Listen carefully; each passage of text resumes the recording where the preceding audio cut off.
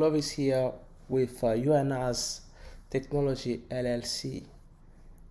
Today we're going to talk about objects and classes. An object is pretty much a materialization of a class, but that helps us to create some relationship between classes. So to use some of the method from one class inside another class. And an object actually is kind of a bridge that brings some functionality from one class to another class. So let me explain it better by showing you what I mean there.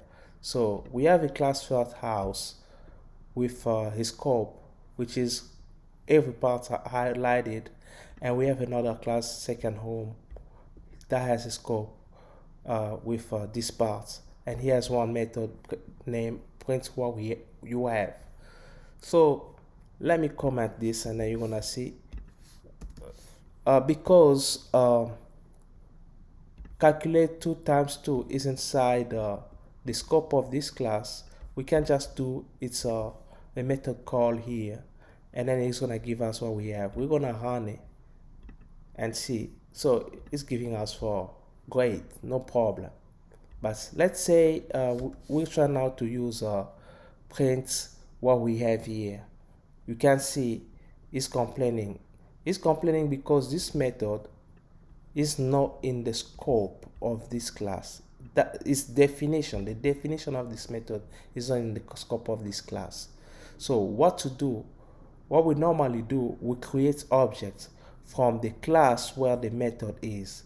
So this is the name of the class. So what we're gonna do is that we do the name of the class and we give the object some name as if we're doing a variable, and we call new. We do new, and second the name of the class followed by parentheses.